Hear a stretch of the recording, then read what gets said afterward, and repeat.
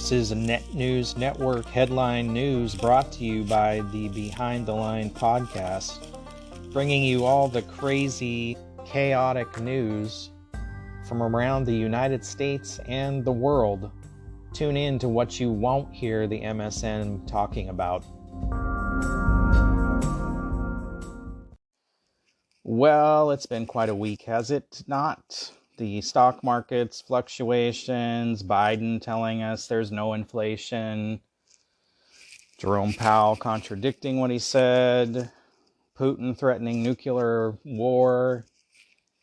It's all coming to a head, and we see the writing on the wall, I hope most of you do, about the coming food shortage, but this is an interesting story that I haven't seen get much traction.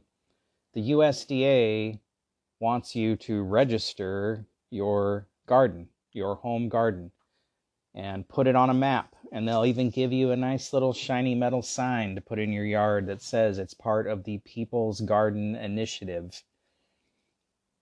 Now, why would that be? Why do they want to know where every garden is? This was September 9th. The U.S. Department of Agriculture is expanding its People Garden Initiative to include eligible gardens nationwide. School gardens, community gardens, urban farms, and small-scale agricultural projects in rural, suburban, and urban areas can be recognized as a People's Garden if they register on the USDA website and meet criteria including benefiting the community, working collaboratively, incorporating conservation practices, and educating the public. Affiliate People's Garden locations will be indicated on a map on the USDA website, featured in USDA communications, and provided with a People's Garden sign. We welcome gardens nationwide to join us in the People's Garden effort and all it represents, said Secretary of Agriculture Tom Vilsack. Local gardens across the country share USDA's goals of building more diversified and resilient local food systems, empowering communities to come together around expanding access to healthy food, addressing climate change, and advancing equity. The People's Garden Initiative was launched in 2009. It's named for the People's Department, former President Abraham Lincoln's nickname for USDA, which was established during his presidency in 1862. People's Gardens grow fresh, healthy food and support resilient local food systems, teach people how to garden using conservation practices, nurture habitat for pollinators and wildlife, and create green space for neighbors. Now, this was all off the USDA's website news release page. Look, I don't not support you having a garden. I think at this time you should definitely be growing for yourself, but I just wonder about the motivation behind this and why the government wants you to register a garden. You can do all the things that it says on this website without registering and getting a shiny metal sign to put in your yard. And when it comes down to it, when we have a food shortage problem, they're going to know exactly where to come, along with anybody else who's looked at this map, where to come to get fresh food.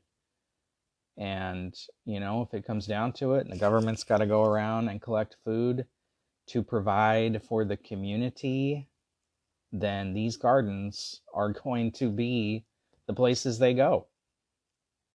Is your garden then going to be subject to USDA inspection, since it's potentially, or is, per their website, providing for the community and you're teaching people, educating people?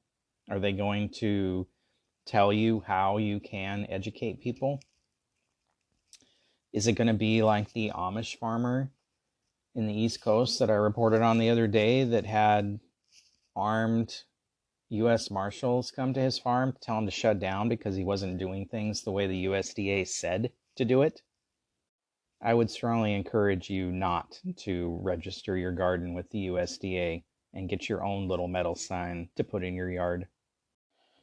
As I reported the other day, the Fed is developing a digital currency called FedNow that they said will be ready next year in late spring, early summer.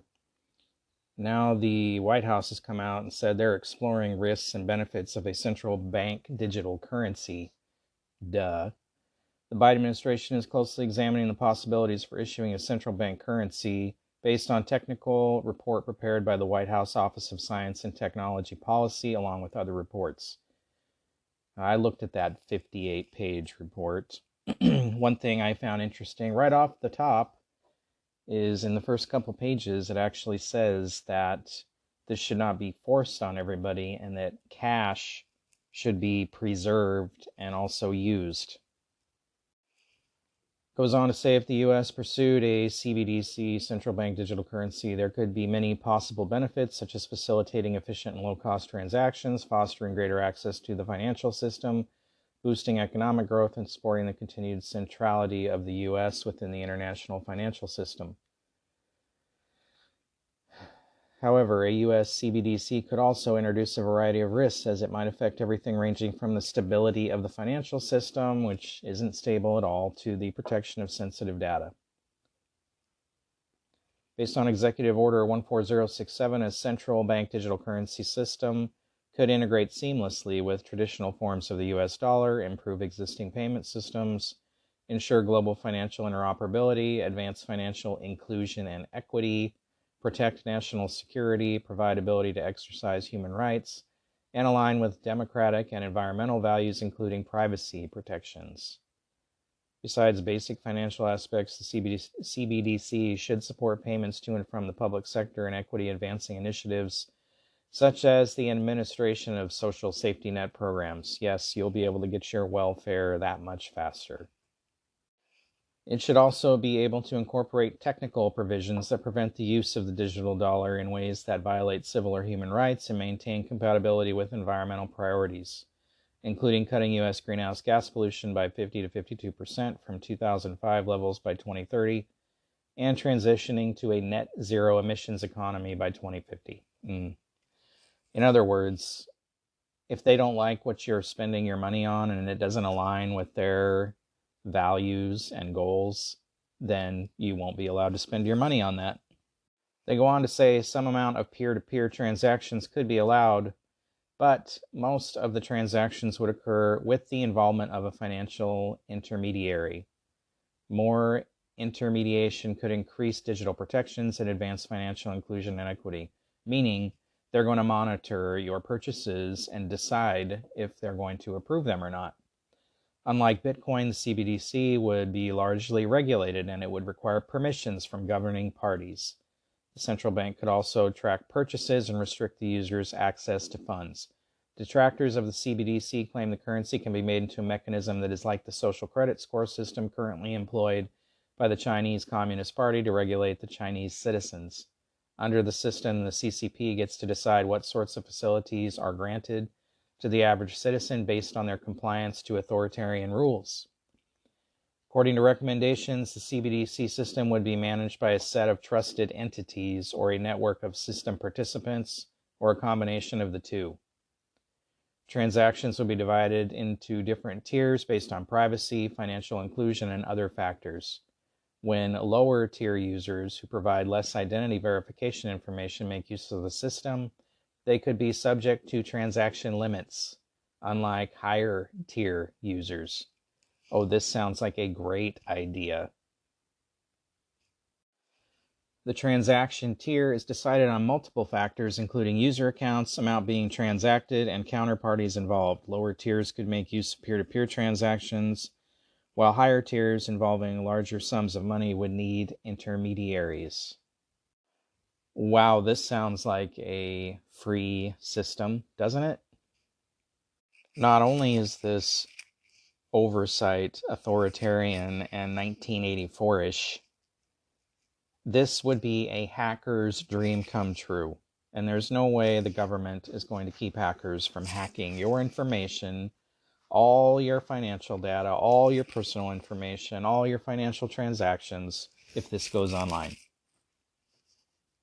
Not to mention, you've got to ask government daddy's permission anytime you want to make a purchase. And if they don't like what you're buying, again, you don't get to buy it if it doesn't align with their values. Here's the other question on this. the internet service in this country sucks, to say the least, unless you live directly in a big city somewhere, and even then it can be spotty. How do you expect people to use a system that requires internet access when internet access is not equal to everybody across this country? Which it should be by now, by this time, but it's not. And so this already is going to be a problem for people who don't have access to internet, which means they won't be able to use their funds. Well, I reported last week that credit card companies have a new purchase code for firearms so they can track your firearms sale. And now 24 Republican Attorney General have sent a letter to Visa, MasterCard, American Express demanding the credit card companies abandon plans to track gun sales in the United States through firearm-specific transaction codes. Credit card companies face pressure from gun control groups and lawmakers sympathetic to their cause to adopt new merchant category codes, MCC, for firearms, which now fall into the general merchandise category. This, in turn, was prompted by a decision on the part of the International Organization for Standardization, ISO, a Switzerland-based group that sets and monitors quality standards for various industries to establish firearm-specific codes.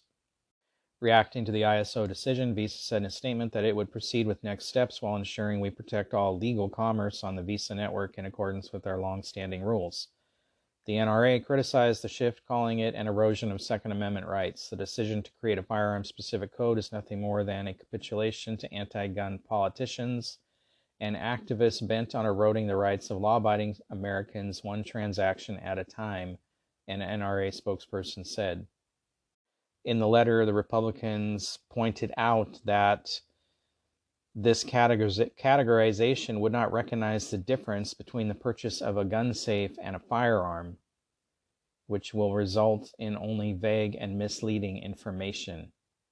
The codes also wouldn't capture gun sales at department stores, and so would result in arbitrarily disparate treatment targeting sellers and buyers at gun stores.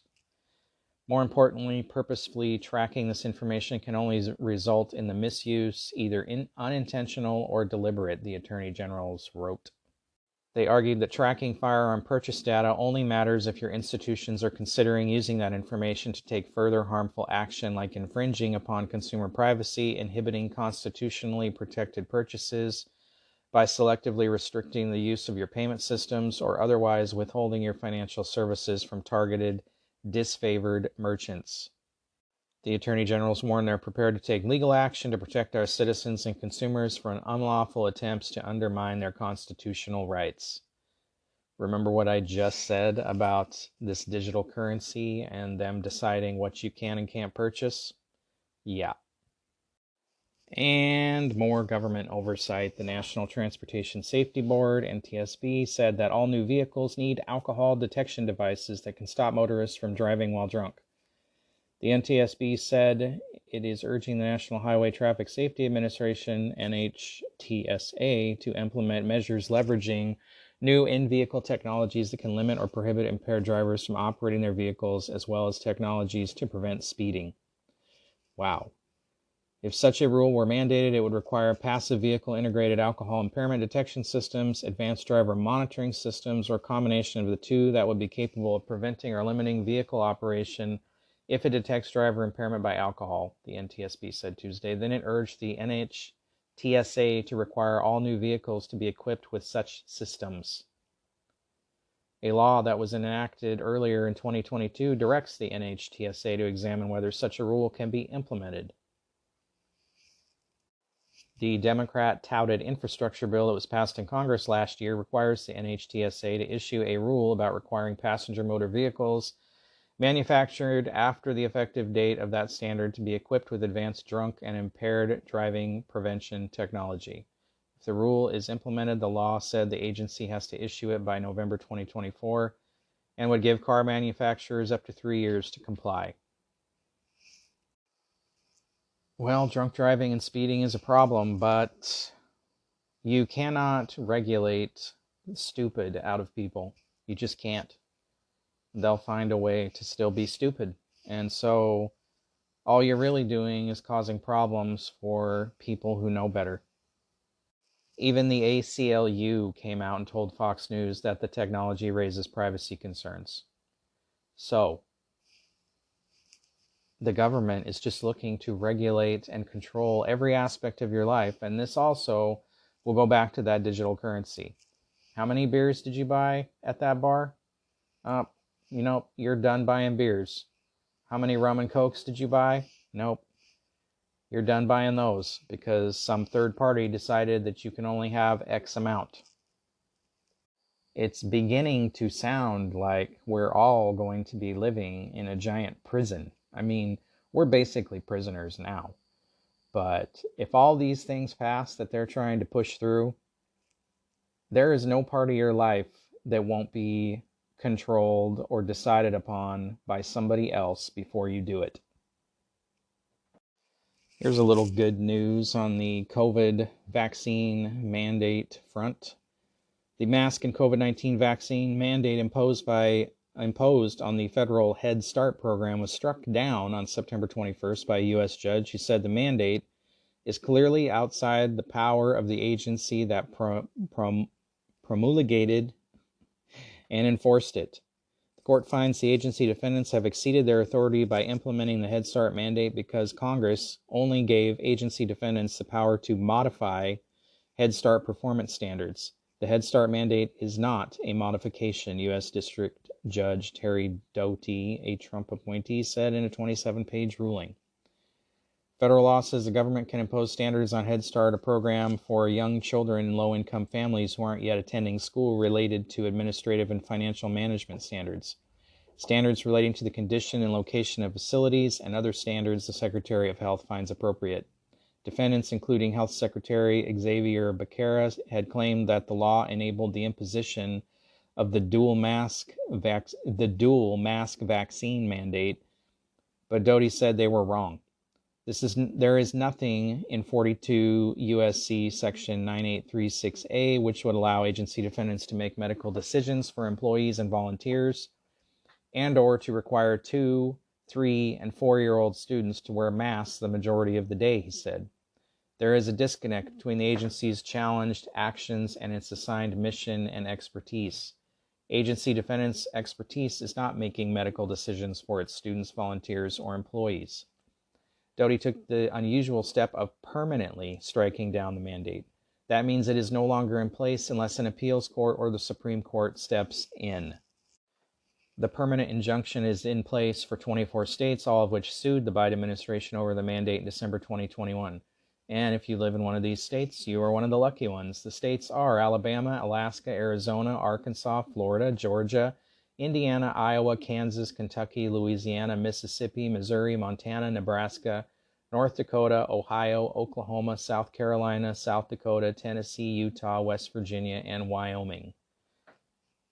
But you blue state governors, like the one I live in, should take notice of this because these lawsuits are going to be coming more. And the fact that you made medical decisions that you aren't qualified or capable to make and forced people to get vaccinated and wear masks, get vaccinated to keep their jobs. There is a reckoning coming for you people who made these stupid, uninformed decisions. Making little kids wear masks when COVID barely affects little kids at all. There's no evidence. There's no data for that. This whole thing has been such a shit show. And just something to keep in mind, just because somebody says they support Trump and they're Republican doesn't mean you should necessarily vote for them. The corruption and lies exist on both sides of the aisle, and you should carefully watch and investigate who it is that you're voting for. This is a story from the AP. Campaigning for a Northwestern Ohio congressional seat, Republican R Majowski presents himself as an Air Force combat veteran who deployed to Afghanistan after 9/11 terrorist attacks, once describing tough conditions, including a lack of running water that forced him to go more than 40 days without a shower. Military documents obtained by the AP through a public records request tell a different story.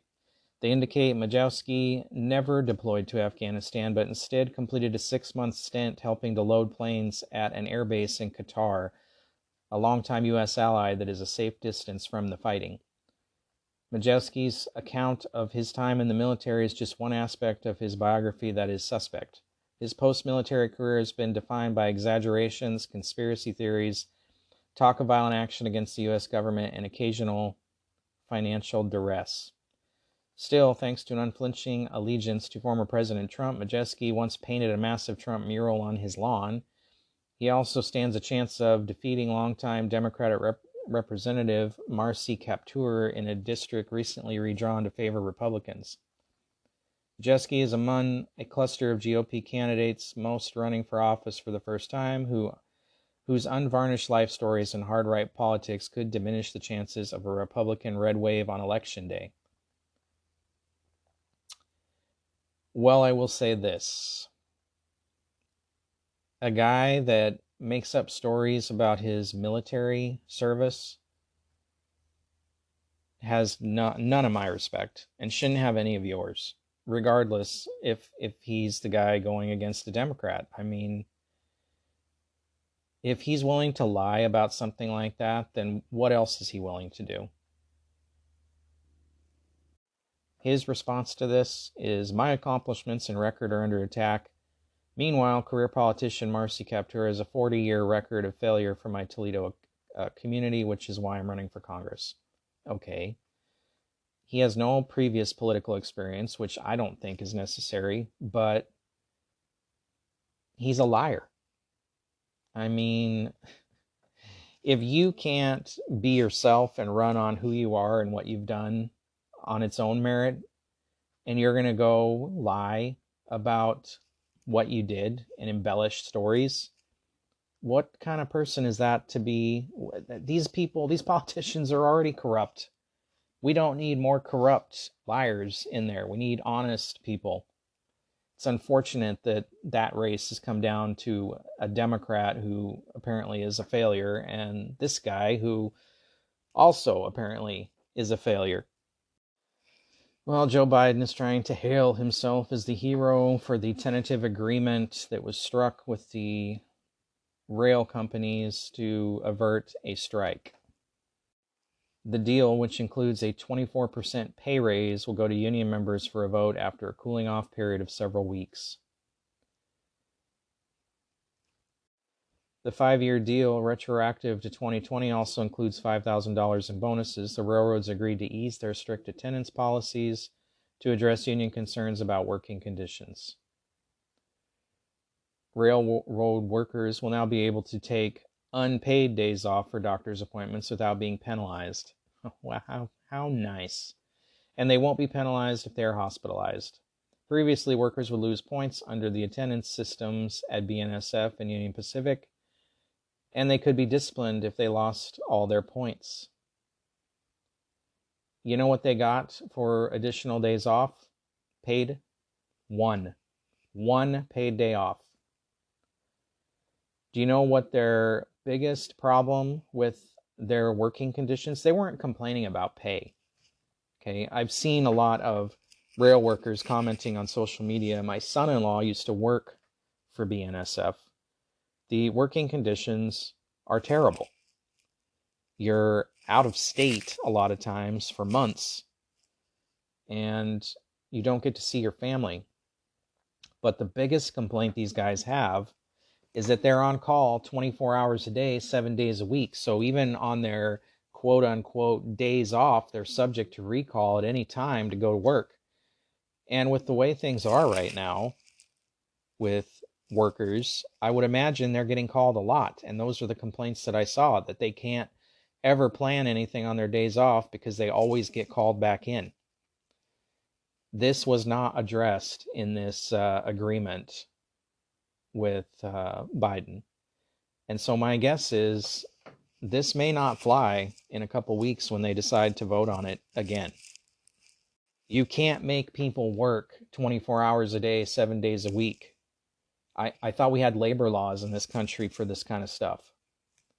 Oh, you can have unpaid days off to go to doctor's appointments? What? What kind of union is this? What kind of union benefits are these?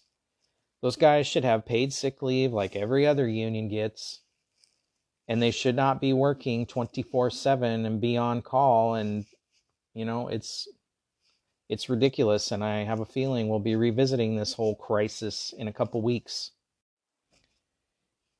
And a former employee at New York's financial regulator who once lived in China and earned a bachelor's degree at a Chinese Communist Party-controlled university has taken an important position in the Biden administration. The Office of the Comptroller of the Currency, a Treasury Department bureau overseeing the country's largest banks and federal savings associations, has named Yu Chen, she goes by Nina, as the agency's first climate cop, or Chief Climate Risk Officer, according to a September 12th statement.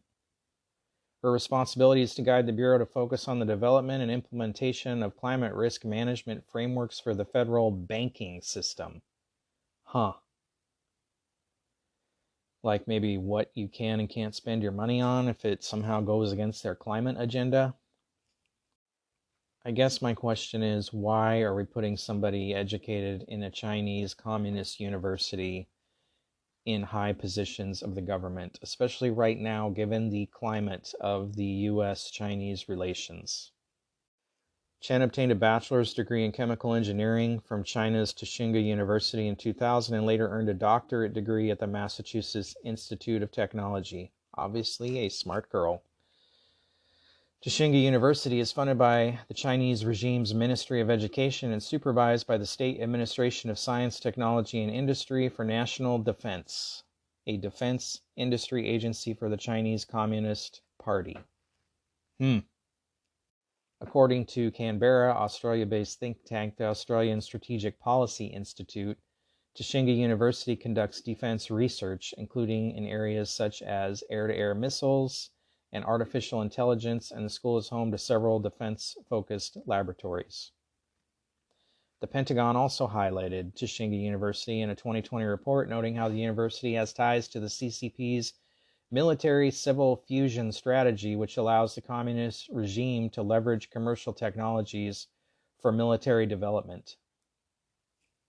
Before taking her new post, Chen worked for more than 2 years at the New York State Department of Financial Services, according to her LinkedIn profile. In May 2020, she became the first ever Sustainability and Climate Initiatives Director at DFS. Before, she served as the inaugural Executive Deputy Superintendent, that's a mouthful, at DFS Climate Division in November 2021.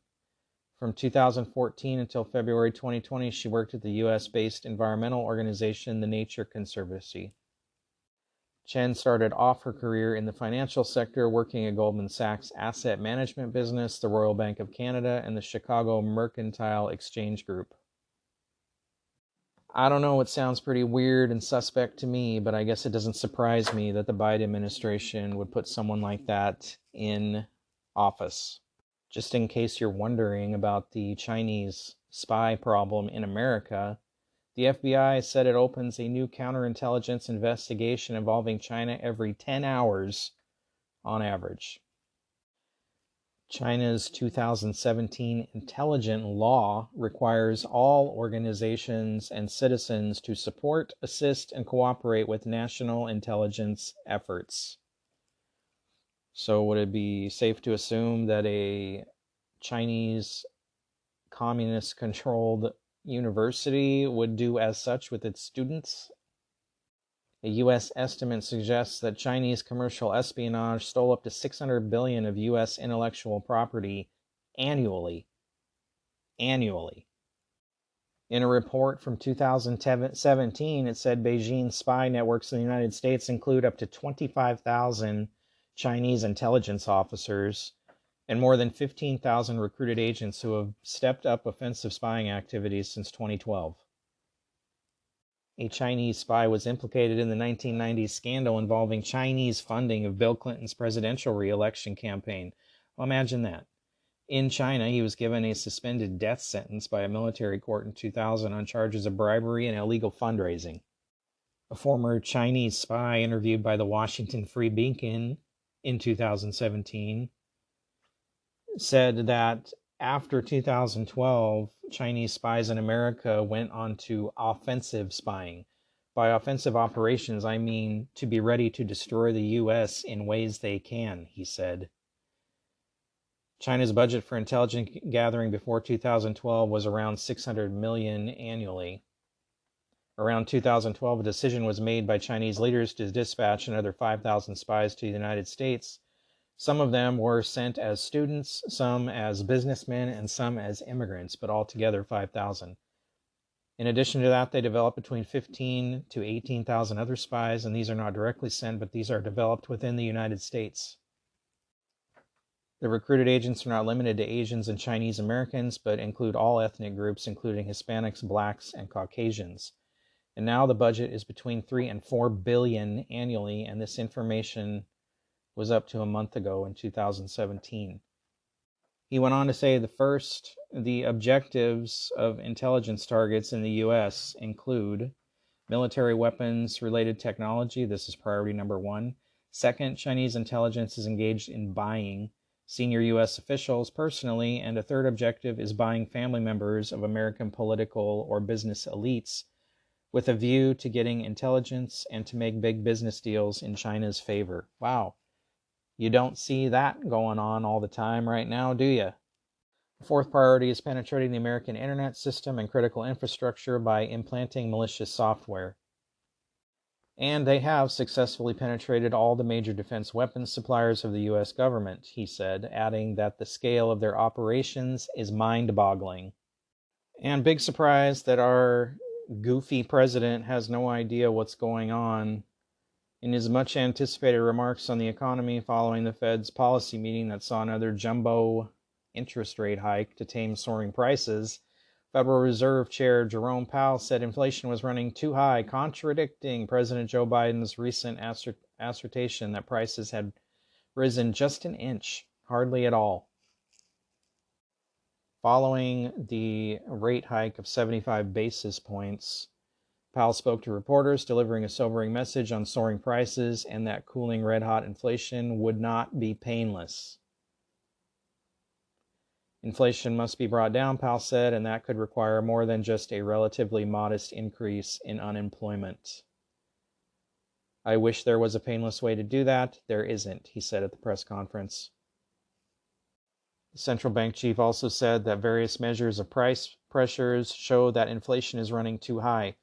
We have seen some supply side healing, but inflation has not really come down. If you look at core PCE inflation, which is a good measure of where inflation is running now, if you look at it on a 3, 6, and 12-month trailing annualized basis, you'll see that inflation is at 4.8%, 4.5%, and 4.8%, he added. Powell's remarks stand in stark contrast to Biden's recent messaging on inflation in an eyebrow-raising interview that aired on CBS's 60 Minutes program on September 18th. Biden downplayed the inflationary pressures facing American families. The president said in the interview that inflation over the past few months hasn't spiked and that the monthly rate of inflation was negligible. The inflation rate month to month was just an inch. Hardly at all, Biden said in response to a question by CBS. The reporter who noted that the most recent consumer price index, CPI, came in at an annual 8.3%, which is close to a multi-decade high, and that Americans were shocked by their grocery bills. No kidding, I'm paying $12 for a block of Tillamook cheese. Grocery store inflation based on the food away from home category in the CPI data shot up by an annual 13.5% in August, the fastest pace in 43 years. The president replied to Pelley's question by calling for perspective and focusing on the month-over-month rate of inflation in August, which was 0.1%, rather than the year-over-year pace of 8.3%. Are you kidding me, you idiot? Nobody cares about your year-over-year or month-by-month. The fact is we, all us little people, all the little slaves in this country, are paying way more for everything. Groceries, energy, gas, heating, all of it. Everything. All our day-to-day expenses. That is inflation to the American people. It's hard to believe this moron was elected president, and he can stand there and lie to your face on national TV, and people believe it. Why do you believe it? You can see with your own eyes when you go into town to grocery stores that you're paying a lot more. When you fill your car up with gas, when you get your electric bill in the mail, when your landlord tells you he's raising the rent. When are you going to stop believing the lies they tell you to your face? They think you're too stupid to figure it out. They think you're just going to do what you're told and be quiet and go along with it. November is fast approaching, and you have the power to vote these people out of office, hypothetically. So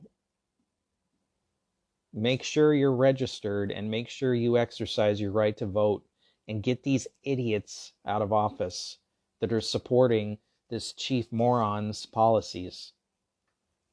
We turn the House and Senate over and have control, then he won't be able to do all this garbage that he's doing. But even if that happens, nothing is going to stop what's happening to the economy, and I hope you are preparing accordingly while you have a chance to still do it. It is never too late to start if you haven't. It may seem overwhelming, but it's not. Just put some stuff back. Put some food back so you're prepared. Be ready to stay warm if the power is off. Just be ready for emergencies. It's just prudent to be prepared regardless.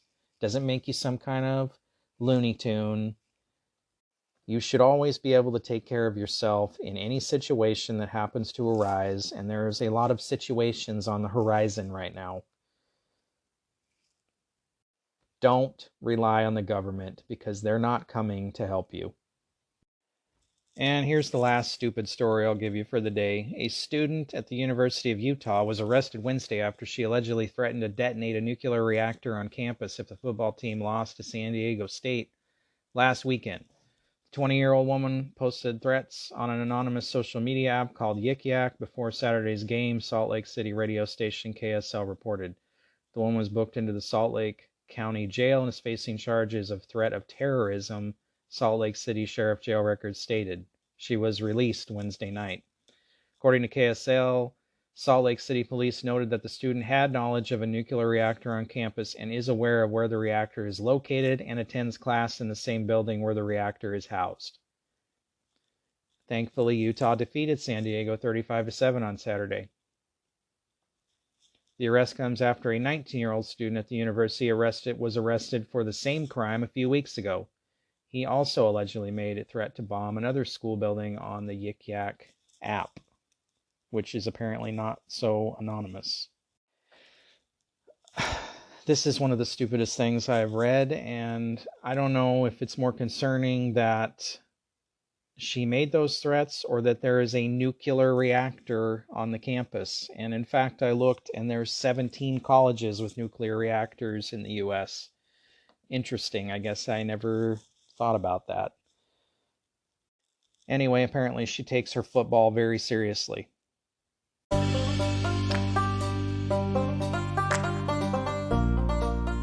Thank you for listening to Net News Network Headline News, brought to you by the Behind the Line podcast. For more, you can listen to us at the BehindTheLinePodcast.com or right here on Net News Network. We can also be found on Facebook, YouTube, Truth Social, Parler, Gab, Twitter, Telegram, Reddit, Spotify, iHeartRadio, Google Podcasts, Anchor FM, and anywhere else your favorite podcasts are found. Thank you for listening. Please like and subscribe and share.